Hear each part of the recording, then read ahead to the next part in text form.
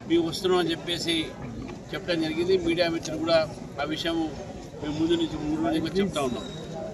మేము ఎప్పటి నుంచి అయితే మేము దీన్ని అనౌన్స్ చేయడం జరిగిందో, దీన్ని ప్రకటించడం జరిగిందో, ప్రభుత్వం భారతీయ జనతా పార్టీ నాయకులు రాకముందే ఇవన్నీ కూడా ఎత్తేద్దాం, లారీలో లోడ్ చేద్దాం, ఏమైనా పర్వాలేదని చెప్పేసి ఆ ప్రయత్నం చేస్తున్నారు. మీరు కూడా చూశారు.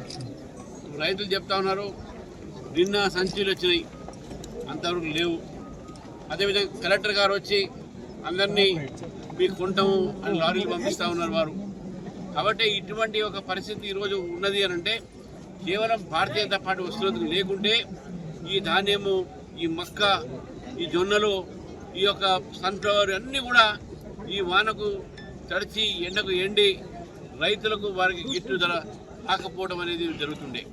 కానీ భారతీయ జనతా పార్టీ నిర్ణయంతో మేము గత కొన్ని రోజులుగా మా కిసాన్ మోర్చా నాయకులు కూడా అధికారులను కలవడం జరిగింది. మా ఎమ్మెల్యే గారు అందరూ కూడా మాట్లాడడం జరిగింది. అయినప్పటికీ కూడా ప్రజల యొక్క ఏదైతే భావన ఉందో, రైతుల ఒక సమస్య ఉందో దాని పట్ల ప్రభుత్వం ఒక స్పందన లేదు. కాబట్టి భారతీయ జనతా పార్టీ మీ అందరం కూడా మా ఒక ప్రజాప్రతినిధులు అన్ని ఒక కొనుగోలు కేంద్రాల దగ్గర పోదామని చెప్పేసి కూడా నిర్ణయం తీసుకోవడం జరిగింది. రైతులకు మేము కోరుతా ఉన్నాం, మీరు అధైర్యపడకండి.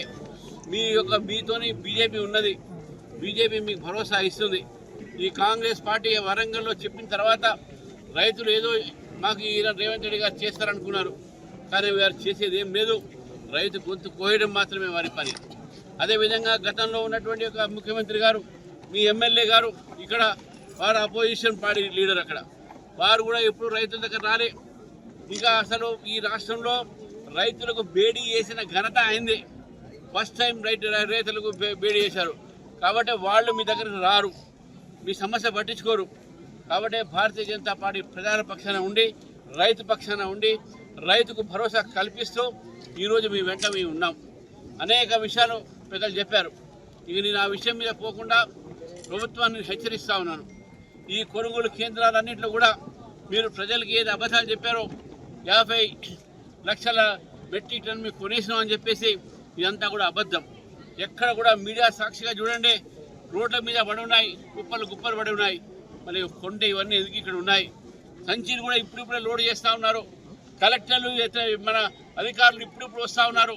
మళ్ళీ ఇన్ని రోజులు నిద్రపోయానని అడుగుతా ఉన్నాను. ఈ యొక్క ప్రభుత్వం నిర్లక్ష్యం వల్లనే ఈరోజు రైతులకు ఈ పరిస్థితి వచ్చిందని చెప్పేసి కూడా